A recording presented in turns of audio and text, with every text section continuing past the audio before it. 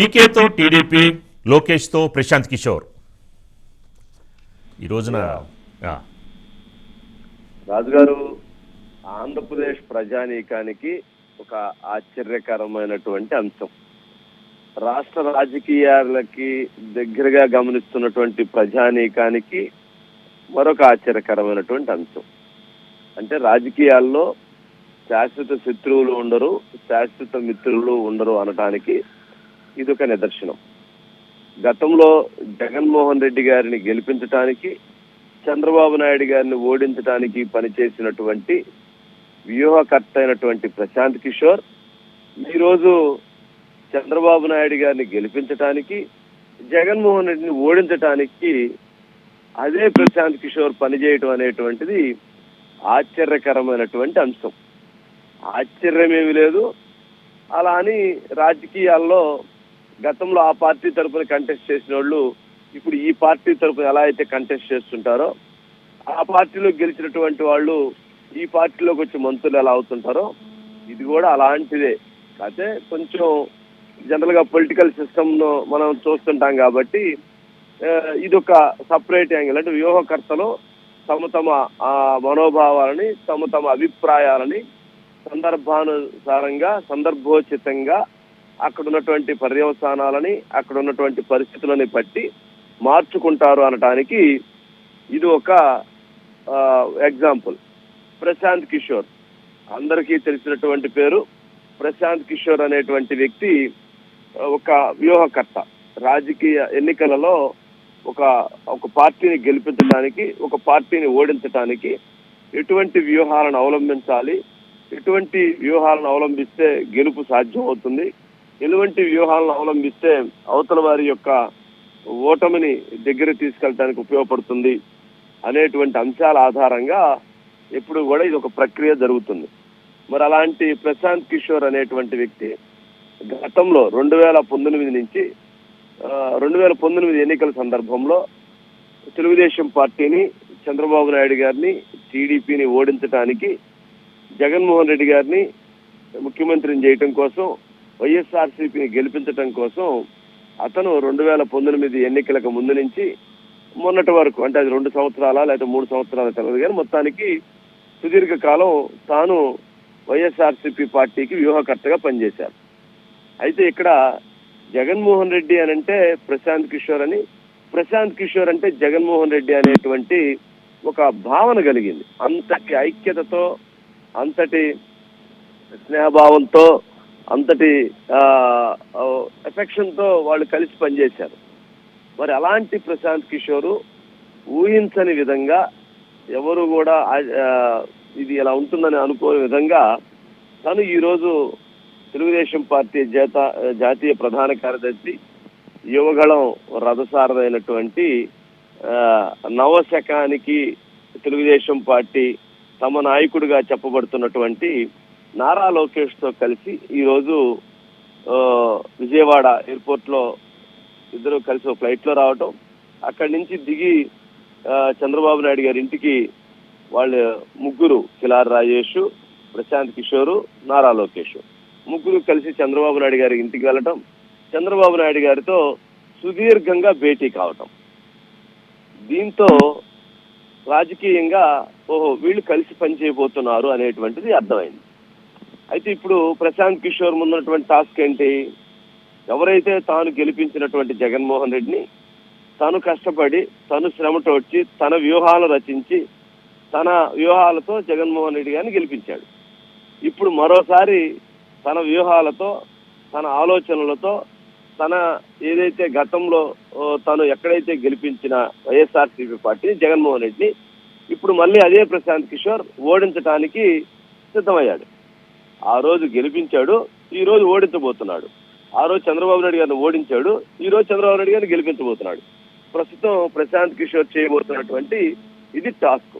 అయితే చంద్రబాబు నాయుడు గారు, అదేవిధంగా లోకేష్, ప్రశాంత్ కిషోర్ ఏం మాట్లాడుకుని ఉంటారు అని అంటే, జనరల్ గా వారి మధ్య జరిగినటువంటి సంభాషణని లేదా వారి మధ్య జరిగేటువంటి అంశాలను చూస్తే 175 నియోజకవర్గాలు, అసెంబ్లీ నియోజకవర్గాలు, 25 పార్లమెంటు సెగ్మెంట్స్ తో కలిపి ఎలా ఎన్నికల వ్యూహానికి వెళ్ళాలి, టీడీపీ జనసేన బాండింగ్ ఎలా క్రియేట్ చేయాలి, టీడీపీ జనసేన ఓటు ట్రాన్స్ఫర్ ఎలా జరగాలి, అదేవిధంగా వీరి మధ్య ఉన్నటువంటి ఐక్యతని ఎలా ప్రజల్లోకి తీసుకెళ్లి దాన్ని బలంగా ఉపయోగపెట్టుకోవాలి, అదేవిధంగా వైఎస్ఆర్సీపీ పార్టీలో ఉన్నటువంటి లోపాలేంటి, జగన్మోహన్ రెడ్డి మీద ఏ ఇష్యూస్ లో ప్రభుత్వం మీద వ్యతిరేకత ఉంది, మహిళల్లో ఏ రకమైనటువంటి వ్యతిరేకత ఉంది, యువతలో ఏ రకమైనటువంటి వ్యతిరేకత ఉంది, ఇతర ప్రజానీకంలో ఎటువంటి వ్యతిరేకత ఉంది, ఈ వ్యతిరేకత ఉన్నటువంటి అంశాలన్నిటినీ కూడా ఒక రిపోర్ట్ రెడీ చేశారని.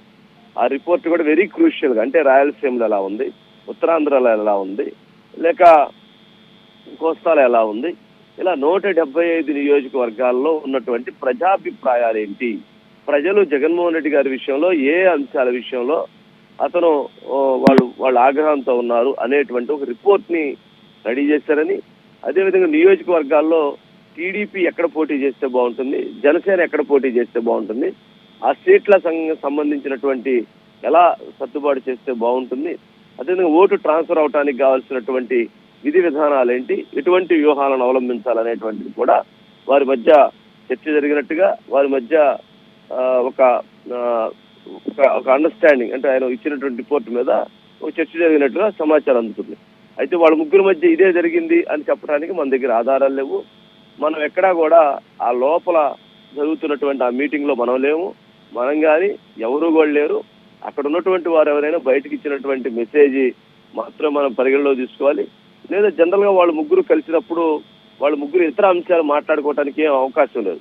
ఒక వ్యాపారం గురించి మాట్లాడుకోవడానికి అవకాశం లేదు, లేదా ఇంకొక అంశాల గురించి మాట్లాడుకోవడానికి అవకాశం లేదు. ఓన్లీ రాజకీయం గురించి మాత్రమే.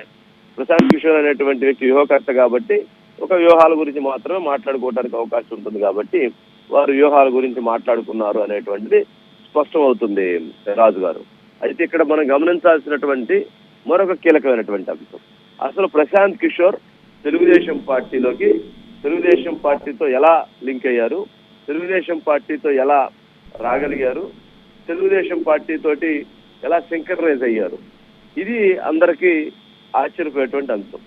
అయితే తెలుగుదేశం పార్టీకి సంబంధించినటువంటి ప్రశాంత్ కిషోర్ ని దగ్గరకు తీసుకురావటంలో చాలా వ్యూహాలు జరిగాయి అనేటువంటిది అర్థమవుతుంది. అయితే ఎప్పుడైతే చంద్రబాబు నాయుడు గారి అరెస్టు సమయంలో, అంటే జరిగినటువంటి అంశాన్ని తెలియజేద్దాం.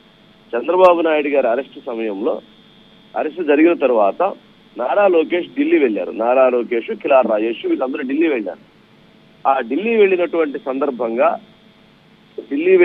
సందర్భంగా ఢిల్లీలో ప్రశాంత్ కిషోర్ ని కిలార్ రాజేష్, నారా లోకేష్ సూచనలతో కిలార్ రాజేష్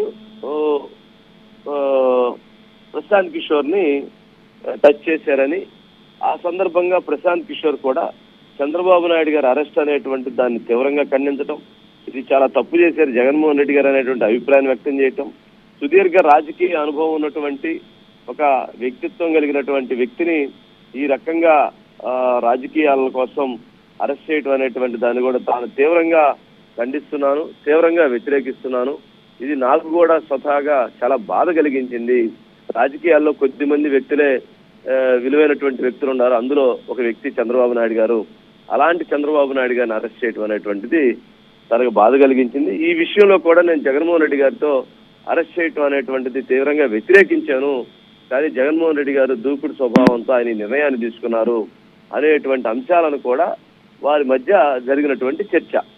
తర్వాత ప్రశాంత్ కిషోర్ గారు స్వయంగా లోకేష్ గారిని కలవటం, కిలార్ రాజేష్ ద్వారా ఆ మీటింగ్ ని ఏర్పాటు చేయటం, ఆ ఏర్పాటు చేసినటువంటి మీటింగ్ లో ఈ అంశాలన్నీ చర్చకు రావటం, ఆ సందర్భంగా ఇదంతా కూడా మీరే జగన్మోహన్ రెడ్డిని గెలిపించడం వల్లనే జగన్మోహన్ రెడ్డి చంద్రబాబు నాయుడు గారిని అరెస్ట్ చేయడమే కాదు, రాష్ట్రాన్ని కూడా తీవ్రంగా అన్యాయం చేశారు, రాష్ట్ర అభివృద్ధిని నాశనం చేశారు, రాష్ట్రంలో ఈ రోజు అమరావతిని నాశనం చేశారు, పోలవరం నాశనం చేశారు, అన్ని రకాలుగా అభివృద్ధి పరంగా వెనకబడిపోయినటువంటి పరిస్థితి ఏర్పడింది అనేటువంటి వారి మధ్య చర్చ జరిగినప్పుడు, లోకేష్ అభిప్రాయాలు వ్యక్తం చేసినప్పుడు ప్రశాంత్ కిషోర్ లేదు నేను దాన్ని కరెక్షన్ చేయాలనుకుంటున్నాను అనేటువంటి అంశం తీసుకురావటం, మీరు మాతోటి కలిసి పనిచేయండి అని చెప్పటం, ఆ కలిసి పనిచేయాలనుకునేటువంటి సందర్భం వచ్చినప్పుడు కలిసి పనిచేసేటువంటి ఆలోచనలు ఇద్దరు కూడా మాట్లాడుకోవటం, ఢిల్లీలో